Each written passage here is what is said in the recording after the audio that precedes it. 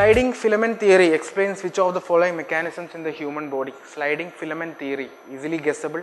Movement of foot through alimentary canal is not, that is totally different actually. Skull movement, there is no movement in the skull. Only movement is the lower jaw which moves in the inside.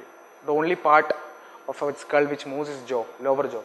Cardiac cycle, that is also different, and last one is muscle contraction. We can easily eliminate, easily guessable question. Anyways, let's have a look at this. Few processes we will study here. This is also purely biological topic. Peristalsis is a movement inside the body. It is a progressive wave of contraction and relaxation of tubular muscular system, especially the alimentary canal, by which the contents are forced to move. So peristalsis is a process which is relating to the movement of food through alimentary canal. So that is where this tubes will be having a contraction and expansion, and it progress up, which will lead to the movement of this food or water particles or water to up or down. So that is what peristalsis, relating to movement of food through alimentary canal. Second one is skull movement. We don't have any movement inside the skull. Only thing that moves is neurons and blood, that's all. We don't have any skull movement except lower jaw, which is used to eat and talk and etc.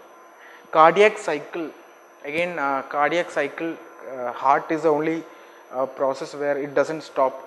It is an involuntary action where all the time heart beats. Now when heart stops to beat, that is where heart attack or cardiac arrest happens. So we need a continuous, body has its own mechanism to have a continuous blood supply, continuous movement of heart pumping action.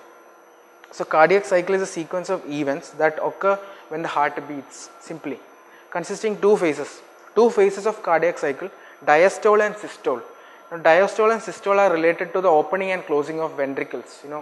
Heart has 4 chambers, and aorta and pulmonary vein is there, which carries the pure blood, impure blood, etc. So those valves opening and closing movement is called diastole and systole. So diastole is when the heart ventricles are relaxed, and systole when the ventricles contract. So relaxation and contraction. Relaxation is diastole, contraction is systole. That is all you need to know. No need to have a detailed or deeper version of this. No need. One cardiac cycle is defined as a contraction of 2 arteria followed by contraction of 2 ventricles. So 2 ventricles opening and 2 ventricles closing, contraction and relaxation completes one cardiac cycle. That's all. I just mentioned it. No need to know. And the final one, the muscle contraction. The muscle movement is the one that is relating to the string filament theory. Now how it happened? Just look at the diagram. Nothing. We have a monomer of muscles. So muscles is a long chain of, just like a polymer. We have units of muscle which is called myosin.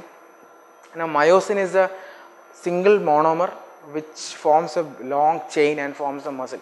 So basic component of a muscle is myosin. Now each myosin has a moving mechanism.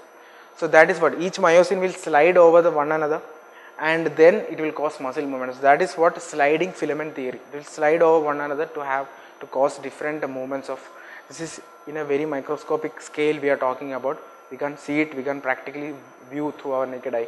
And so the answer, solving this, it relates to muscle contraction. String filament theory relates to muscle contraction, and movement of foot through alimentary canal is peristalsis, and cardiac cycle we know 2 terms, diastole and systole. That is the only term we have to relate. So the D becomes the answer here.